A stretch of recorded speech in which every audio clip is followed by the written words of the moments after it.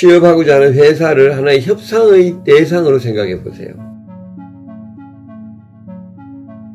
법인도 사람이에요, 사실은. 사람의 마음이 움직이게 하려면은 내가 원하는 대로 사람의 마음이 어떻게 작동하는가를 알아야 된다 그랬죠. 안녕하십니까. 저는 정철입니다. 오늘은 요즘 우리 젊은이들이 많이 애를 먹고 있는 취업에 대해서 한 말씀 드리겠습니다. 한마디로 협상의 원리를 활용하면 취업이 굉장히 쉬워질 거예요. 오늘 좀 그 이야기를 한번 해보겠습니다. 나는 일생을 통해서 한 7, 8번 취업을 해봤어요. 예, 내 개인적인 경험이 있고 그런데 난 되게 다 성공을 했는데 그 이유가 협상의 원리를 활용을 했기 때문에 내 경험을 여러분들하고 한번 공유하고 싶습니다. 여러분, 협상이라는 게 뭡니까? 한마디로 말해서 사람의 마음을 움직이는 거잖아요. 그죠? 네. 사람의 마음이 내가 원하는 방향으로 움직이도록 하는 그게 협상의 기술이죠. 네. 그래서 취업을 갖다가 내가 이력서에 들어가 쫙 뿌린다 이렇게 생각하지 마시고 취업하고자 하는 회사를 하나의 협상의 대상으로 생각해 보세요. 네. 그러면은 접근법이 전혀 달라지죠. 그죠? 기업마다 다, 그 성격과 특색이 다르잖아요. 그죠? 우리가 사람을 똑같이 취급하지 않잖아요. 그죠? 사람에 따라서 다르게 취급하듯이, 친구를 대하는 거, 애인을 대하는 거, 친척, 아저씨를 대하는 거, 조카를 대하는 거 다 다르듯이, 기업도 만일에 여러분들이 이거를 협상의 대상으로 생각한다면 접근법이 완전히 달라지는 거예요. 네. 취업이 잘 안 되는 거는 이력서 맨들어가 쫙 뿌리고 가서 인터뷰 쫙 천편일률적으로 하는 그런 사람한테는 잘 안 되게 되어 있습니다. 예. 그래서,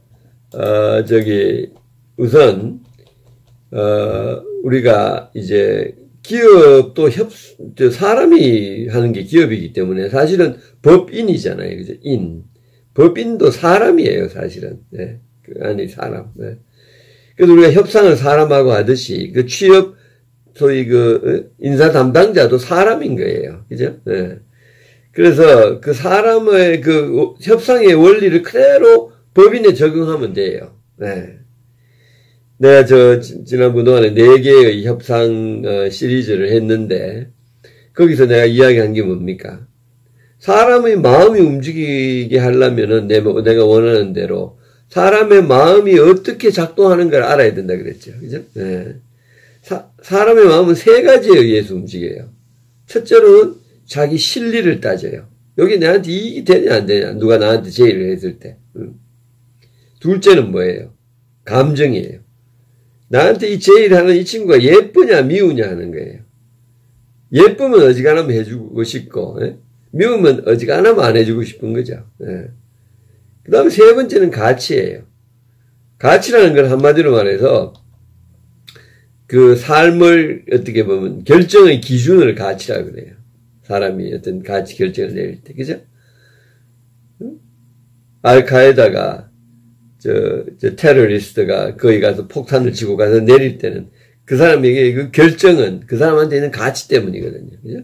자기 민족에 대한 혹은 종교에 대한 어떤 그런 믿음, 이런 것들이 그런 게 하는 거예요. 그리고 우리가 하는 행동들은 가치에 의해서 굉장히 많이 좌우가 되죠.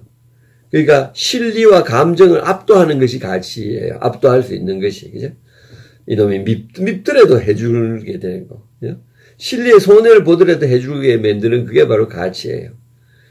그래서 그게 협상이거든요. 협상이라는 건 한마디로 말해서 마주 앉아서 서로 이 3개를 자극하는 거예요. 당신이 내 말 들어주면은 이 실리에 당신은 도움이 된다. 그죠?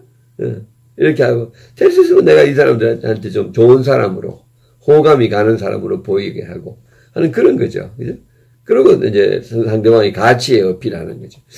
이러지만 다 그렇지만 이거 하면 공평하지 않지 않느냐? 이렇게 질문하는 거는 그 사람의 가치에 호소하는 거죠. 그죠? 그래서 제일 중요한 거는 실리입니다. 우선. 그렇죠. 이렇게 하는 게 그 사람이 가장 직접적으로 거기에 의해서 영향을 받으니까. 그래서 어떻게 상대방의 실리를 자극할 것인가. 그거를 생각해야 되는 거예요. 네. 여기 회사에서 이런 구인 광고가 나왔으니까 내 이력서 한번 보내보자. 해가지고 오면은 가서 인터뷰하고 이렇게 가지고는 취업이 쉽지 않죠. 그 사람이 어떤 것이 그 사람의 실리인가를 파악해서 나라는 사람의 내가 가진 어떤 자산이나 장점이나 그거를 그 실리에 맞추어서 이야기하는 거예요. 내가 내 이야기를 해서 좀 죄송합니다만은 우리 젊은 분들 도움이 될까 하는 뜻에서 한번 내 개인적인 경험을 한번 내가 여러분과 공유를 하고 싶습니다. 나는 뭐 자랑하려고 하는 건 아니에요. 여러분들에게 도움이 됐으면 하는 것이고, 나는 실패도 많이 한 사람이니까. 저는, 한국에서 대학을 나오고, 군대까지 나오고, 또 직장 생활도 1년 하고, 그러고 미국에 가서, 미국에서 이제 로스쿨을 나왔습니다. 그래서 미국에서 변호사가 됐었어요. 근데, 이제 미국의 로스쿨이라는 게 우리나라도 이제 그렇게 가지만은, 사실은 이제 의과대학을 들어가는 거하고 이제 미국은 비슷했죠. 옛날부터. 한국은 요즘 그렇게 되고 있지만은. 의과대학 졸업해가지고, 하면은 이제 대학병원에 가서 인턴 레지던트 과정을 겪어야지 전문의가 되잖아요. 그죠? 그 전문의가 안 된 사람은 그냥 가게에서, 종래에서 조그맣게 의원을 차려가지고 그냥 그렇게 사는 거죠. 그래서 전문의가 되고자 하는 게 사실 모든 의사들의 꿈인데, 미국은 로스쿨이 옛날부터 처음부터 그렇게 이제 발전되어 왔어요. 그래서 로스쿨 졸업하면 제1의 과제가 뭐냐면은 어떻게 하면 좋은 로펌에 들어가서 제대로 전문가 훈련을 받느냐 하는 게 정말 모두의 욕망이고 정말 그걸 향해서 다들 너무너무 열심히 노력하죠. 근데 그 제일 중요한 기준이 뭐냐 하면은 로스쿨에서의 성적이에요. 예. 대충 이렇게 보면 됩니다. 로스쿨에서 탑 30%는 로펌에 들어갈 자격이 있죠, 보통. 그리고 바텀 30%는 거의 없고요. 그 중간은 이제 그래서 로펌에 못 들어가는 사람은 이제 되게 군 법무관도 되고, 회사에 그냥 사내 변호사가 되기도 하고, 정 안 되면 사내, 동네에서 조그맣게 변호사 사무실을 개업하기도 하고, 이렇게 이제 지내는 거죠. 그래서 성적이 나쁜 사람은 로펌에 들어간다는 걸 아예 기대도 안 하죠. 포기를 해버려요. 근데 저는 이제 한국에서 대학까지 나오고 이게 영어가 아무래도 부족하고, 전 본데도 공부를 그렇게 잘하는 사람이 아니고, 그러니까 로스쿨에서 제 성적은 바텀 30% 안에 들어갔었어요. 그러니까 아예 로펌에 들어갈 생각도 안 하죠. 제 카테고리에 있는 친구들은. 근데 저는 정말 근데 그 중에도 로펌 중에서도 어떤 로펌이 제일 정말 소위 어떻게 보면은 명성이 있느냐 하면은 뉴욕의 맨하탄에 있는 로펌들 중에서는 최고죠. 왜냐면 거기가 모든 상거래에 집합 최고. 그러니까 특히 내가 80년대 때는 더욱이 그랬는데, 그래서 맨하탄 로펌에 가는 사람은 우리 미네소타 대학의 중부에 있는 미네소타라는 데서 이제 내가 대학에 로스쿨 나왔는데, 거기서 1년에 1명 정도 가요. 계속 1년에 1명 정도 갔었어요. 그것도 탑이. 예. 근데 그러니까 내가 맨하탄의 로펌에 간다는 거는 가능성이 제로랬죠. 우리 일반적인 기준으로. 그런데 내가 맨하탄에 있는 로펌에 들어갔어요. 네. 내가 그 비결을 여러분하고 좀 공유를 하고자 하는 거예요. 어떻게 들어갔느냐? 바로 협상의 원리를 이용한 거예요. 그죠? 협상의 원리라는 건 세 가지를 자극하는 거잖아요. 그죠? 상대방의 실리와 감정과 가치를. 그래서 내가 우선 실리를 자극했어요, 나는. 네. 어떻게, 나를 뽑으면 당신들에게 어떤 도움이 있다 하는 걸 내가 이제 설득을 한 거죠. 말하자면. 설득이잖아요, 협상이라는 게. 내가 편지를 썼어요. 긴 편지를 쓰면서 내가 난 한국에서 태어나서 대학에 나오고 다 이렇게 이제 하는 그 편지를 쓰면서, 근데 그 당시에 이제 맨하탄의 로펌들 간의 경쟁이 굉장히 치열하거든요.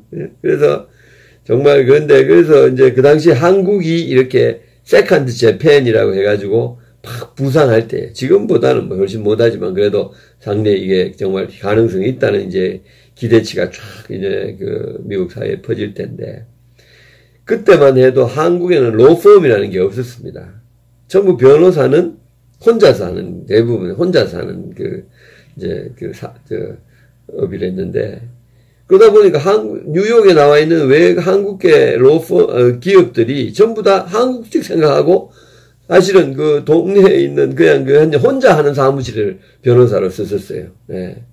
그러니까 어떻게 보면, 동네에 있는 의원한테 치료받는 거, 종합병원하고는 거리가 있었던 거예요. 미국을 잘 모르니까. 그래서 내가 긴 편지를 썼어요. 그러면서 지금 한국 기업이 지금 맨하탄에 나와 있는 게 사무실 갖고 있는 것만 해도 한 300개 정도 되는데, 이 회사들이 지금 한국의 문화적 차이 때문에 이런 식으로 그냥 혼자 하는 개인 로펌을 쓰고 있다. 법률 사무소를. 이 사람들을 갖다가 이쪽으로 로펌으로 가져오는 거는 지금 아직 이루어지지 않은데, 누가 먼저 이게 차가 나는 건 너무너무 중요한 거다. 나는 한국에서 태어났고, 한국에서 학교를 다녔고, 군대도 나왔고, 직장 생활도 한 사람으로서, 이런 사람을 데려오기가 정말 최적의 위치에 있는 사람이다. 이렇게 장문의 편지를 써가지고, 우리, 로스쿨에서 정말 영어 제일 잘 쓰는 친구한테 좀 고쳐달라고 해가지고 딱 해서, 그리고 맨하탄에 나와 있는 그 한국인 그 기업들 연합회가 있었거든요, 협회가. 그 명단을 받아가지고 쫙 그냥 그거를 붙였죠, 뒤에다가. 그래서 나를 뽑으면은 그런 새로운 시장을 얻을 수 있을 거다. 이렇게 해가지고 보냈더니 300개의 편지를 보냈어요. 300개 로펌에게. 맨하탄에 있는 로펌이 10,000개 이상 되니까 뭐 그렇게 많은 건 아니지만 국제관계하는 이런 데를 이제 보냈는데, 여러분 결과가 어땠을 것 같아요? 그러면서 내가 며칠 날 뉴욕에 가니까 그때 기회가 있으면 한번 볼 기회를 달라 이랬더니 5개 로펌에서 한번 보자 이렇게 왔었어요. 큰 펌은 아니에요. 조그만 펌들이지만 그래도 로펌들이죠. 뭐 몇십 명, 뭐 70명, 80명, 뭐 이런 50명 이런데. 그래가지고 제가 거기서 2군데서 오퍼를 받았잖아요. 그래서 내가 맨하탄에서 정말 도저히 내가 맨하탄 로펌에 취직됐다고 하니까 애들이 전부 다 거짓말하는 줄 알았어요. 그런 글을 했는데, 그게 뭐냐면 바로 취직에 있어서 상대 기업의 필요를 파악해가지고 나의 현생을 갖다가 거기에 맞추어서 나를 소개하는 거죠. 실리를. 지금 취업이 잘 안 되는 가장 큰 이유는 이걸 갖다 도매금으로 취급하는 거예요. 그 사람들의 니즈. 마침 그때는 맨하탄에는 모든 로펌들은, 대부분 로펌은 그런 니즈가 있었기 때문에 그런데, 조사를 하면은 그런 니즈가 분명히 있을 거예요. 그죠? 그래서 내가 그 니즈에 대해서, 그래가지고 이력서를 그 회사에 맞게, 혹은 내가 맡을 업무에 맞게 내 이력서를 써야 돼요. 내 지원서를 갖다가. 예를 들어서 영업 쪽으로 간다 이러면, 영업 업무를 간다 그러면 어떤 걸 써야 되느냐. 나의 가장 큰 특기가 나는 사람을 좋아하는 사람이다. 사람하고 어울리고 사귀고 뭐. 만약에 관리 쪽으로 간다면 나는 꼼꼼한 사람이다. 이런 거를 부각해야 되는 거예요. 그래서 나의 꼼꼼함이 어떤 좋은 결과를 낳은 적이 있었다든지, 내가 사람을 좋아하는 게 어떤 결과를 낳은 적이 있었다든지, 이렇게 해서 정말로 정성 들여서 그 회사를 대상으로 한 이력 지원서를 쓸 때 가능성은 엄청나게 높아지는 거죠. 내가 나중에 맨하탄의 그 로펌의 파트너가 돼서 우리가 한국 직원, 변호사들이, 코리안 아메리칸들이 지원서를 많이 보냈는데요. 저는 한 장짜리 이렇게 딱 이력서 뭐하고 학교 어디 나오고 뭐 해가 온 거는 보지도 안 하고 쓰레기통에 넣어버렸어요. 정말로 이 펌에, 우리 펌의 니즈와 자기가 어떤 일을 할 수 있을 거라는 걸 분명하게 쓴 펌들은, 지원자는 내가 만나서 정말 이야기해보고 그렇게 했죠. 그래서 내가 여러분들에게 드리고 싶은 말씀은 취업이라는 것을 협상으로 생각하는 거예요. 협상이라는 것은 상대방의 그 3가지 요소를 자극하는 거다. 오늘은 실리를 자극하는 법을 제가 이야기를 했는데, 다음 시간에는 이제 감정과 가치를 자극하는 법을 제가 예, 이야기를 할까 합니다. 한번 참고로 해보세요. 예, 협상을 활용하면은 아마 결과가 달라질 가능성이 굉장히 높아질 겁니다.